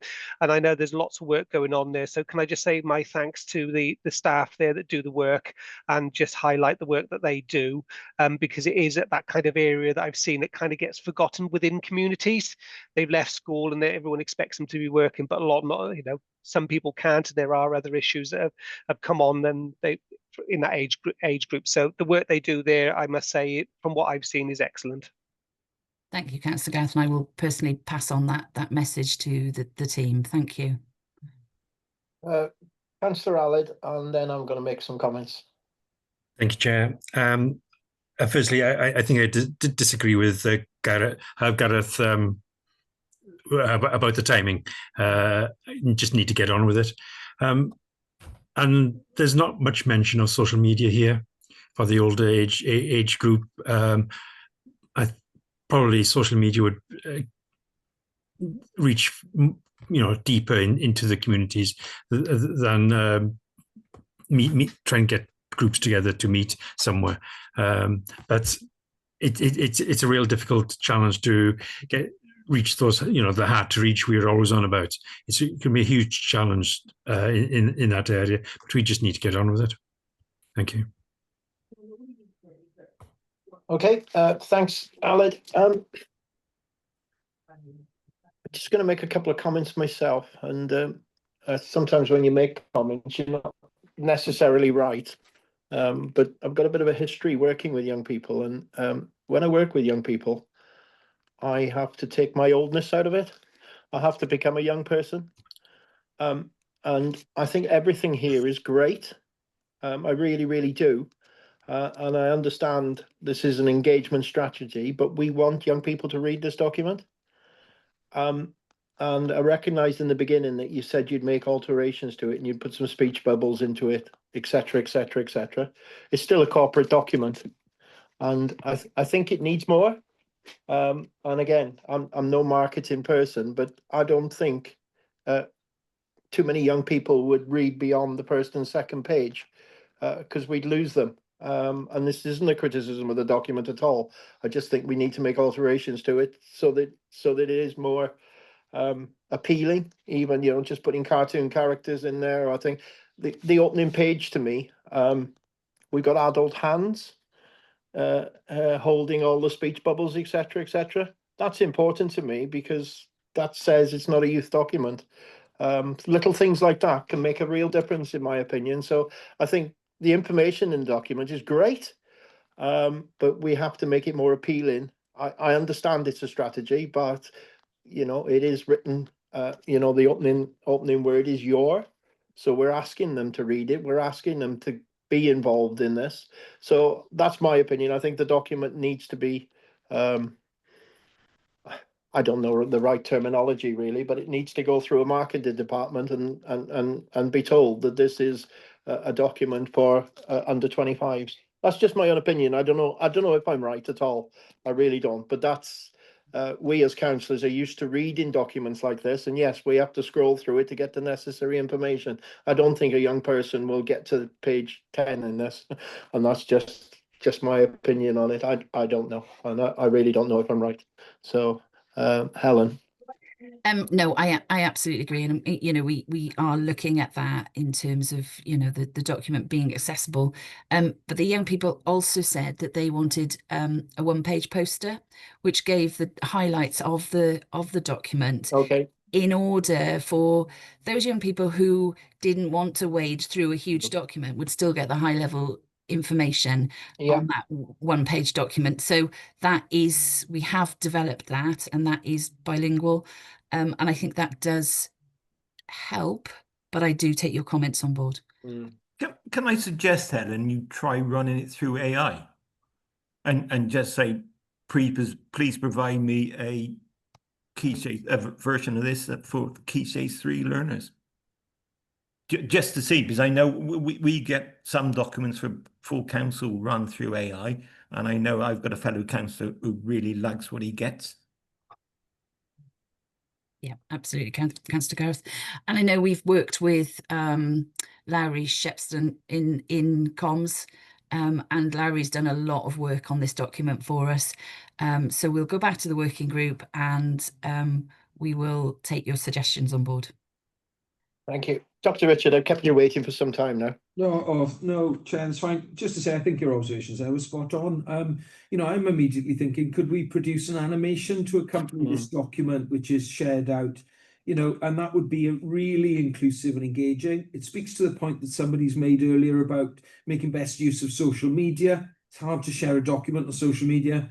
Animations can be passed around across lots of networks, across lots of schools. So I think there's probably something in that for us. So thank you. Good. Anything further to be said on this report? No. I think overall, though, we're really excited in relation, well, I shouldn't say overall, in relation to engagement with young people. We think it's a great initiative. That's the key to it all. And at the end of the day, we're looking to improve our authority and by involving young people. So it's a great strategy to have. So please don't think we're being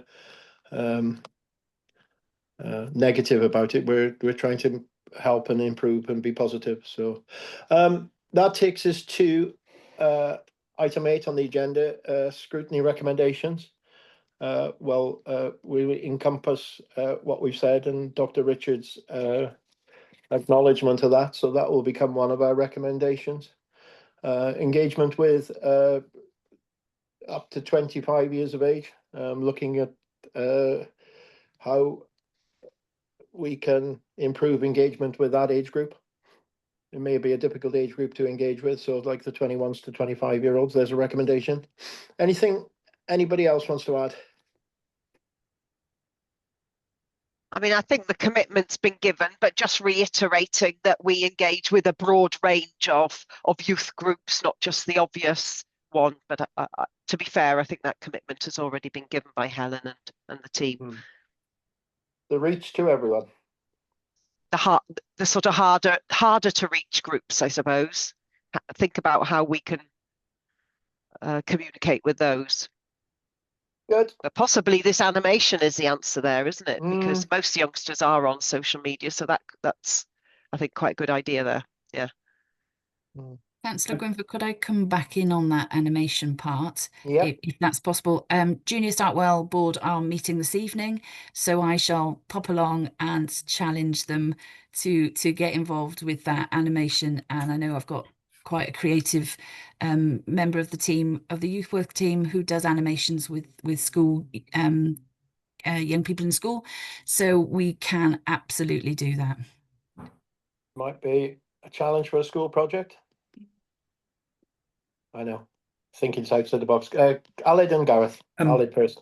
Just a thought. Powys is a huge county, and we've got to have those links with local when you're talking about social media and animation stuff, you've got to have those local links within different areas of the county. So, you know, if you're talking about it, it is quite difficult to do all that in one, you know, cartoon or whatever. You've got to have those local links, otherwise people will not pick it up on social media. Thank you. Okay, point made. Councillor Gareth. Oh, and get on with it, not wait for a certain date. Okay, recommendation in relation to pace then. Gareth. Yeah, I was just going to say, Chair, perhaps Helen could just circulate the final draft to members of the committee before it goes out. Not it needs to come back, but just circulate it to us so we can actually have a look and give any comments. Yeah, no, I think that's an important point, and it's something that, you know, Scrutiny likes to be engaged with and positive about, really. Okay, anything else? Okay, that takes us to item 9 on the agenda, cabinet responses to scrutiny recommendations. So a few come forward, and thank you to officers and cabinet members who formulated these responses. We've had some responses which have been outstanding. I'm confident in the approach going forward that recommendations will come at the appropriate time. So I'm really, really pleased with that. So the first paper on your agenda is in relation to the integrated business plan. Any comments to be made on that document?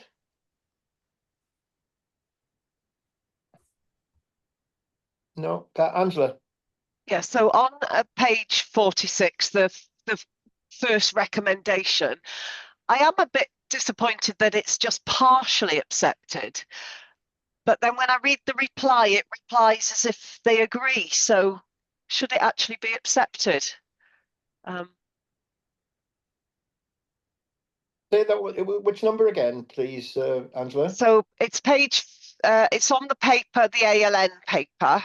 The big of the full pack, it's page 43, and the page number on the page is page 46, recommendation 1.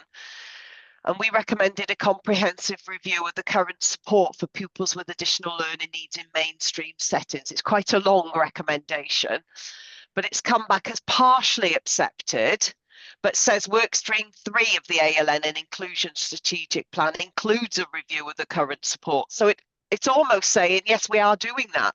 So I don't understand why it's only partially accepted. Okay, it's a good point. I'm not really sure. I think it's good that we consider the recommendations when they return. I'm not really sure what action we can take following that, Angela. So do we, Kath, can you help us with this? Are we entitled to make further comment, or are they just for noting? Yes, Chair, if you can make further comment and send it back. Yeah. Yeah. Chair, I was wondering, sorry, Kath, No I was wondering if the school service agreed with me that actually what they're doing is what we asked, then we just need to inform Cabinet that actually they are doing it.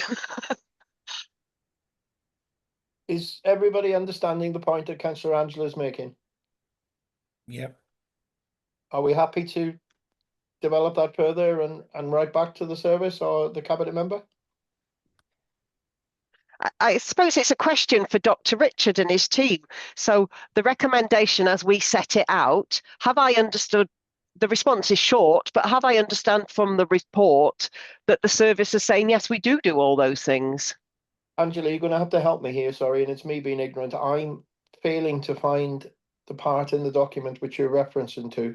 So page 43. I've opened the recommendation, and I'm dealing with each recommendation separately, and so right, hang on.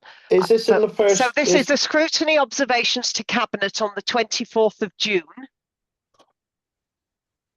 I'm in the full pack. Right, okay, you're in a different recommendation pack to me then. Okay. Sorry, Angela, is the issue Dr.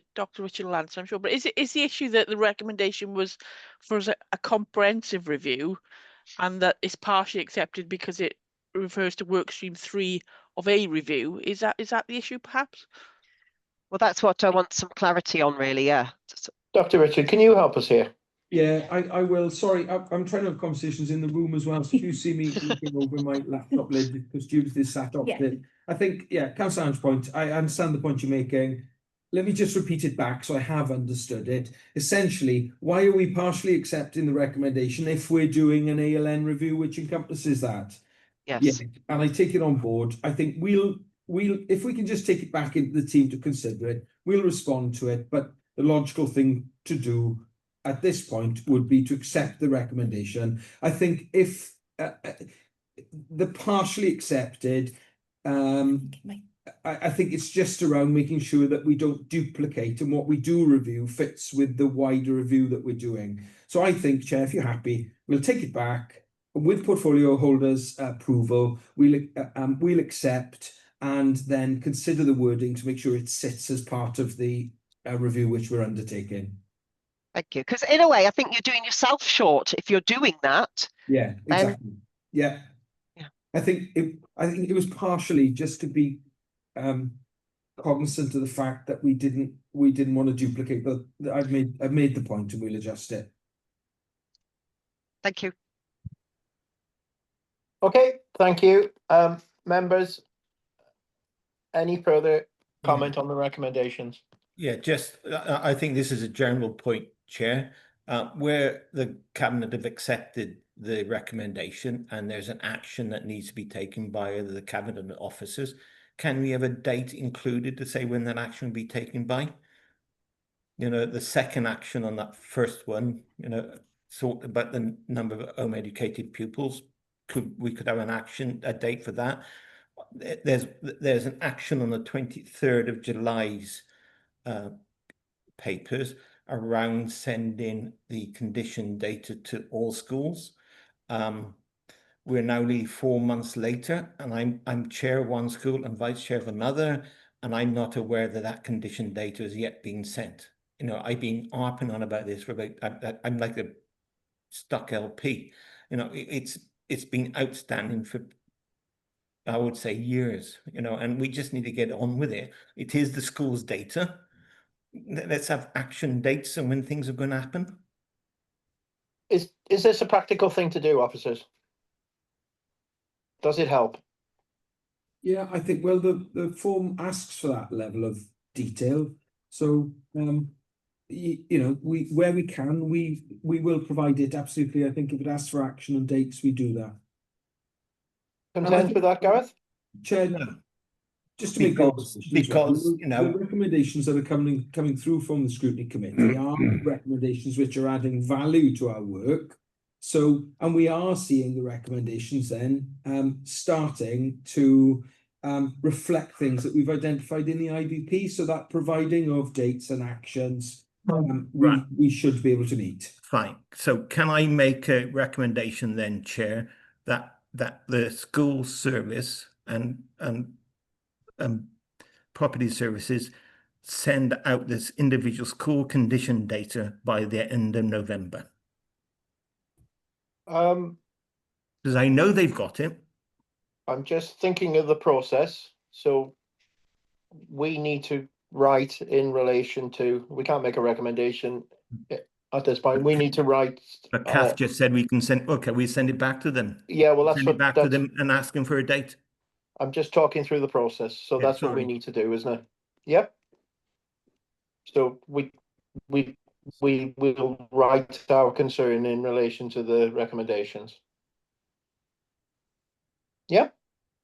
Yep. Good. I'm judging on your silence. Gareth, I'm just curious, what is an LP? It's something that us old people used to buy, Chair. You're too young to remember. That's what I was hinting at. You must like you had 8-track players in your car.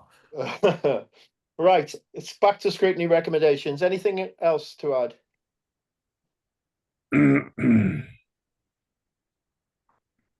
No. Good. Thank everybody for getting those recommendations back to us. Item 10 on your agenda is the work programme. Sorry, Chairs. Go on.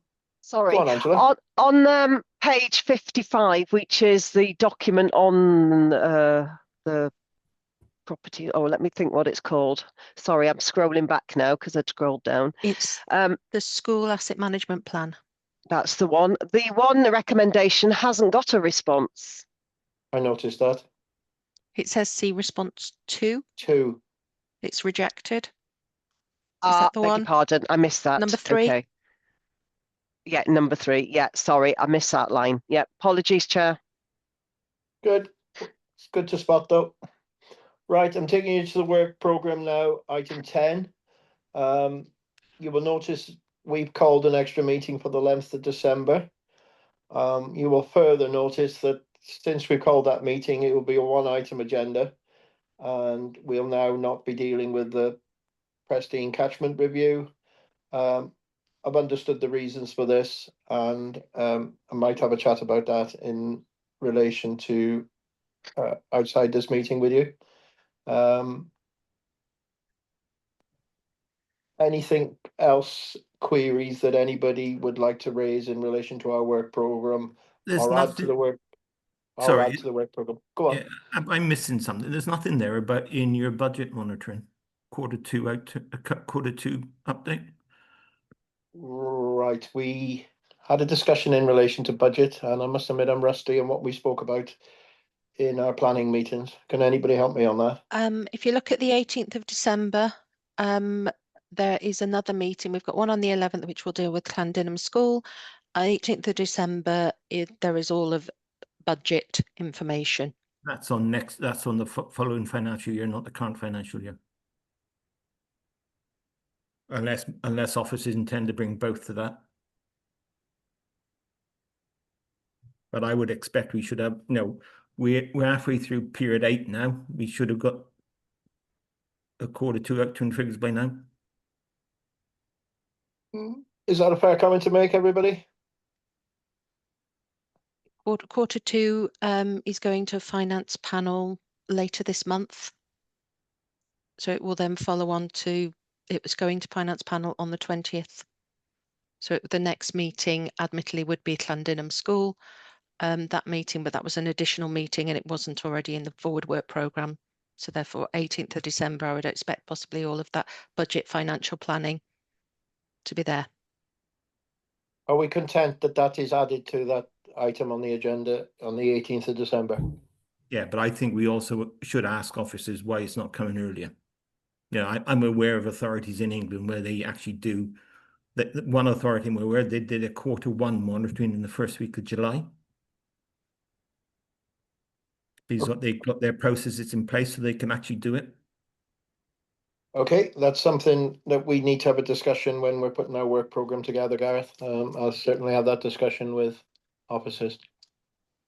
On this occasion, we'll put it into that 18th of December meeting. Yeah? Yeah, that's fine. Sorry, Chair, I've got one other action. Go on. And that is, it doesn't work when officers are in the same room without a Jabra system.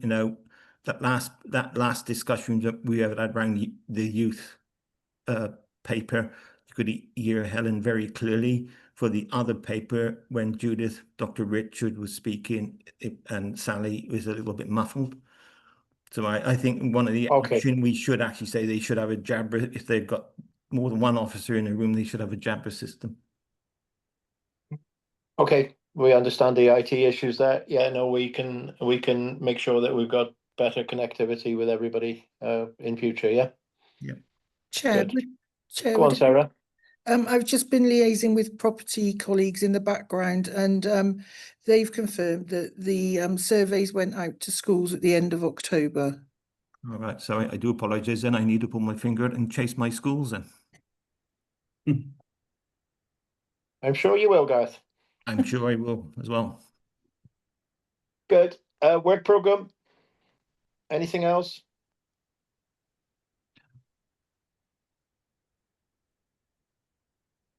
Yeah, so we used to, do we not anymore? We used to get lots of different data about schools, and they used to be, colour charted. We had all the schools by name, and we would get their performance and their attendance and their budget positions.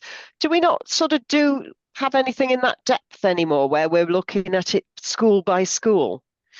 A lot of the papers we have now seem to be an overview of the whole school service situation as opposed to the individual schools. Do you remember, Margaret? Yeah, I'm looking for the word and I can't remember. It's the demise of Is it because Eru, we're no longer Eru? Eru. Is that yeah. okay. I think it's So Eru. I think we report differently to Scrutiny now since Eru's gone. But again, if there's something that you want to see, we can certainly try and add it to the work programme, Angela. Recently, Angela, I'll just say, I got a file of old papers and I want to go through them because some of the information we used to get then was helpful to build up a picture of the county. Yes. Now, I'm just wondering, the papers we look at, so attendance, results, budget, do we track, do we know if there are any common themes within schools? So schools struggling with their budgets, do they struggle with attainment? Do they struggle with attendance? Do they struggle? And we used to be able to, and I would know that about not my own area, which I knew about more easily, but I'd have more idea. Landard had a problem at one point with schools, a school, you know what I mean? And I was aware of all that and involved because we had that information that gave you that. Yeah, I would agree about that. But I'll look through the papers and have a look at what or you know, whether there's links within the catchment. So, you know, what's going on in the primary schools must be impacting the high schools. Do we know? I mean, maybe you do. I don't know, but it was that sort of thing we were aware of. Yes. With the sort of information that came on an annual basis or a quarter, depending on what it was. Yeah, more frequently. Yeah. I will have a look and get back to you and the chair if there's anything worthwhile. I tend to agree with you both. It can be circulated if you think it's appropriate. Tend to agree with you both, but I'm going to make the comment that Scrutiny has changed. Yes, we've got I would agree with that. It has changed, and times have changed, and you've got to accept that too. I'm not saying it's for. I'm not saying it's for the better, but we mustn't let information. It's got to be relevant for the time. Yeah, we mustn't let information disappear, which we think could prove useful to Scrutiny. We have changed the work programme in a different direction, and that's why you're seeing it in it is somewhere along the lines now. We're looking at the IBP objectives. Yes. And then we're picking off all them different items which normally come to Scrutiny within them objectives. But if there's information you feel that you want to come to Scrutiny, yes, let's bring it. It'll help us in our understanding, etc., etc., etc. So, yeah, it's a good comment to make. Okay, that's the work programme. That brings us to the end of our meeting. All the members online more than happy to stay on after and have some further discussions off the record so that we can discuss how we feel we've operated in Scrutiny today. So please stay on when we've cancelled the recording. Thank you to everybody who's attended today, especially to you officers for putting up with our questions and answering them so admirably. Thank you very, very much. And obviously to members for asking questions and contributing to the meeting. So thanks everybody. We'll see you on the 11th. Thank you. Thanks so much.